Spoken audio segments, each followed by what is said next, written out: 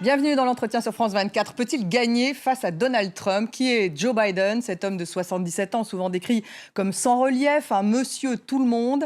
On va poser ces questions à la journaliste correspondante à Washington de plusieurs médias, Sonia Dridi, auteure de Joe Biden, le pari de l'Amérique anti-Trump, et c'est aux éditions du Rocher. Bonjour Sonia, merci beaucoup d'être avec nous en direct de Washington. Vous avez écrit ce livre après avoir enquêté pendant plusieurs mois. Vous avez notamment interrogé plusieurs proches de Joe Biden, dont Tony Blinken, son conseiller politique étrangère.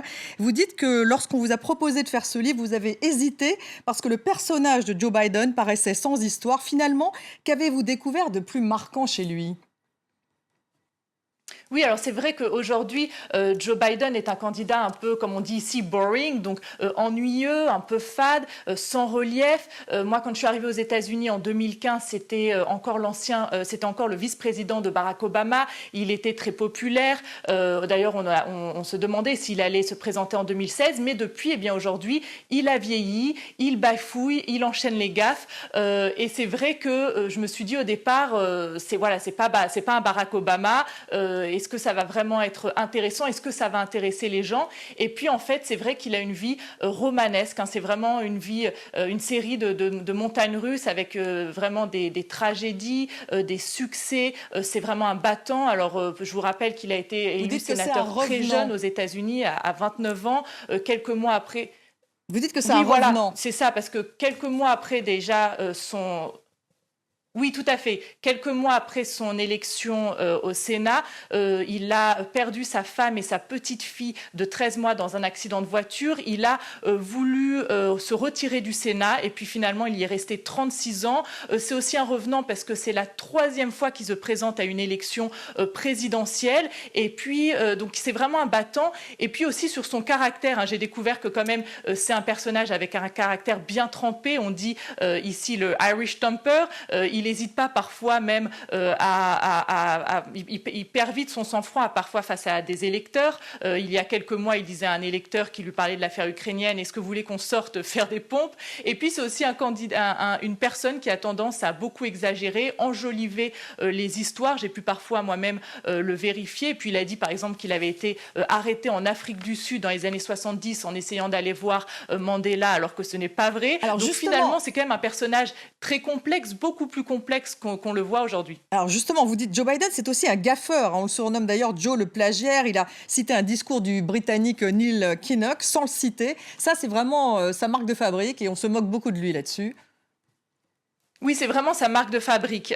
C'est vraiment un gaffeur. Il enchaîne les gaffes depuis ses débuts en politique. Il y a aujourd'hui près de 50 ans. D'ailleurs, finalement, certains disent que cette campagne en pleine pandémie lui a peut-être un peu servi parce qu'il a passé une grande partie de cette campagne dans sa cave, dans son sous-sol, à faire beaucoup d'événements en ligne et à être moins sur le terrain. Et donc, certains ont dit que ça lui a évité quand même de faire certaines gaffes. Et puis, d'autres aussi disent que finalement, ça le rend humain. Et c'est pour ça aussi que certains Américains aiment Joe Biden, se sentent proches de lui, parce que finalement, il fait des gaffes un peu comme tout le monde. Et c'est vrai que ça participe à le rendre sympathique auprès de beaucoup d'Américains. Alors, vous le disiez, Sonia, ce qui frappe tout de même chez Joe Biden, c'est son histoire personnelle jalonnée de drames. Il perd sa femme, Neilia, et sa fille dans un accident de voiture juste après avoir été élu sénateur. Il a 29 ans. Et plus tard, il va perdre son fils Beau, qui meurt d'une tumeur au cerveau au moment où il est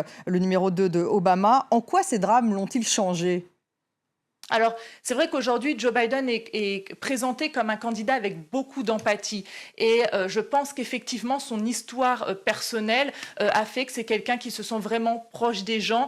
C'est un peu le consolateur en chef. Et d'ailleurs, on l'a vu pendant la campagne, hein, quand il y a eu les tensions raciales après la mort de George Floyd. Il a fait des discours qui ont vraiment touché les gens. Et pourtant, il y a beaucoup d'Américains, notamment de démocrates, qui sont très critiques de Joe Biden, qui le trouvent trop mou, trop centriste. Mais c'est vrai que dès qu'il fait des discours pour rassurer la nation, pour la consoler, eh bien c'est vrai qu'il est très fort. Et je pense que son histoire personnelle compte. On dit aussi que Joe Biden, beaucoup après ses meetings, c'est un peu comme en confessionnal, ils vont lui raconter, les électeurs vont lui raconter leurs histoires. Et c'est vrai que beaucoup le trouvent rassurant.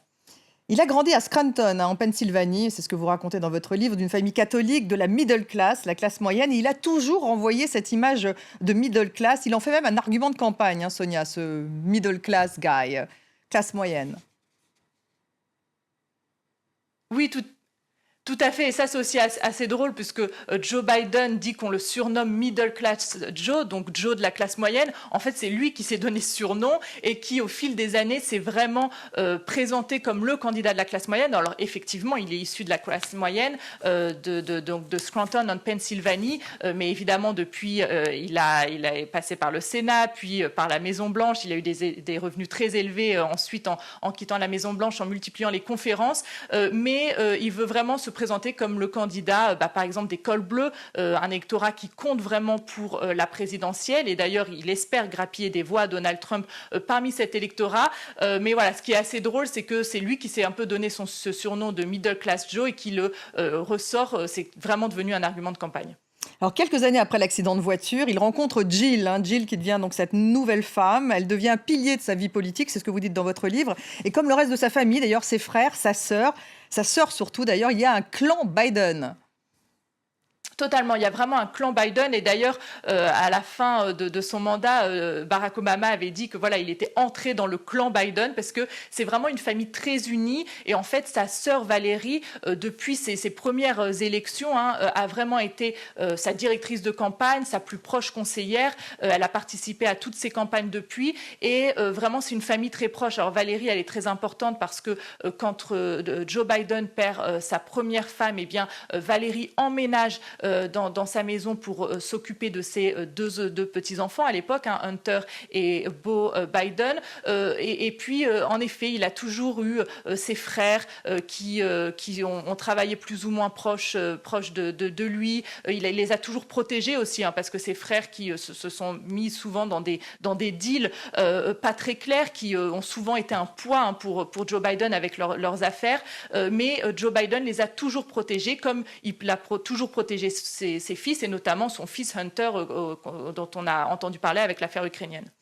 Vous dites aussi que Joe Biden joue souvent sur les deux tableaux, sur deux tableaux à la fois. Il ne tranche pas, il veut satisfaire tout le monde. On lui reproche d'ailleurs ses positions un peu molles sur les droits civiques notamment. Et Kamala Harris, qui va devenir sa colistière, avait critiqué sa position sur le busing. Est-ce qu'il peut séduire l'électorat noir américain ?